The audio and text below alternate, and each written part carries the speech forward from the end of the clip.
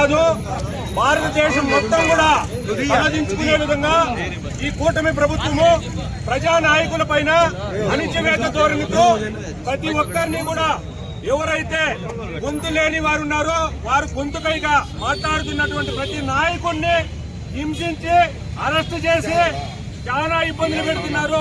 ప్రజాస్వామ్యంలో ఇది ఏమాత్రం మంచిది కాదు.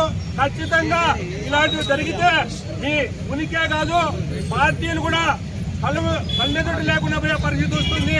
దయచేసి ఇప్పటికైనా కూటమి నాయకులు మా మిథున్ రెడ్డి గారి పైన పెట్టినటువంటి అక్రమ కేసులను తొలగించి ఆయన్ని ఒక నిర్దోషిగా భావించి వదలాల్సిన అవసరం చాలా ఉంది. ప్రజలంతా గమనిస్తా ఉన్నారు. మీరు చేసే ప్రతి ఒక్కదానికి వచ్చే ఎలక్షన్స్ లో చెప్పే బుద్ధి మీరు ఖచ్చితంగా కూడా వీటిని సిద్ధంగా ఉండండి అనుభవించడానికి.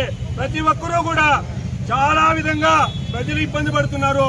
ప్రతి ఒక్కటి డైవర్ట్ పాలిటిక్స్ లో భాగంగా మీరు పథకాలు ఇవ్వలేక చేత కాక మా నాయకుల్ని అరెస్ట్ చేసి ఈ విధంగా హింసించడం ఏమాత్రం మంచిది కాదు.